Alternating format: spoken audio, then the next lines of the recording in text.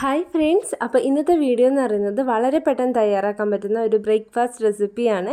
അപ്പോൾ ഇത് വീഡിയോ കണ്ടു കഴിഞ്ഞാൽ എല്ലാവരും ഒന്ന് ട്രൈ ചെയ്ത് നോക്കുക. ഇഷ്ടപ്പെട്ടാലും ഇല്ലെങ്കിലും അതൊന്ന് കമൻറ്റായിട്ട് അറിയിക്കുക കേട്ടോ. നമുക്ക് എന്തായാലും ഇതെങ്ങനെ തയ്യാറാക്കേണ്ടതെന്ന് നോക്കാം. അതിനായിട്ട് ഞാനിവിടെ 1 കപ്പ് മൈദ എടുത്തിട്ടുണ്ട്. അതുപോലെ 1/2 കപ്പ് പച്ചവെള്ളം ഒഴിക്കുന്നുണ്ട്. പിന്നെ 1 കോഴിമുട്ടയാണ് ചേർക്കുന്നത്. ഇതിലേക്ക് ഇനി ആവശ്യത്തിനുള്ള ഉപ്പും ഒരല്പം മഞ്ഞൾപ്പൊടിയും കൂടി ചേർത്തിട്ട് നന്നായിട്ട് മിക്സ് ചെയ്തെടുക്കാം. ഇതെല്ലാം കൂടി മിക്സിയിലിട്ടൊന്ന് അടിച്ചെടുക്കുകയാണെങ്കിൽ ഇതുപോലെ പെട്ടെന്ന് തന്നെ മിക്സായി കിട്ടും. ഇങ്ങനൊരു ബാറ്ററാണ് നമുക്ക് ആവശ്യമായിട്ടുള്ളത്. ഇനിതാ ദോശക്കല്ല് ചൂടായതിന് ശേഷം നമ്മൾ സാധാരണ ദോശ തയ്യാറാക്കുന്ന പോലെ തന്നെ ചെയ്തെടുക്കുക.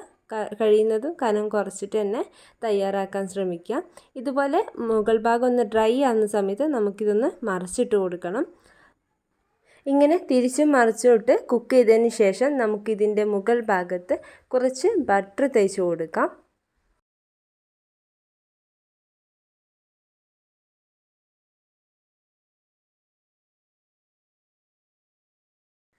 ഇതേ സമയം തന്നെ ബട്ടർ നമ്മൾ തേച്ച അതേ സൈഡിൽ തന്നെ കുറച്ച് പഞ്ചസാര ചേർത്ത് കൊടുക്കുന്നുണ്ട്. ഇങ്ങനെ നമ്മൾ ചെയ്യുന്നതുകൊണ്ട് നമുക്ക് ഈ ഒരു ദോശയ്ക്ക് വേറെ കറികളൊന്നും തയ്യാറാക്കേണ്ട ആവശ്യമില്ല.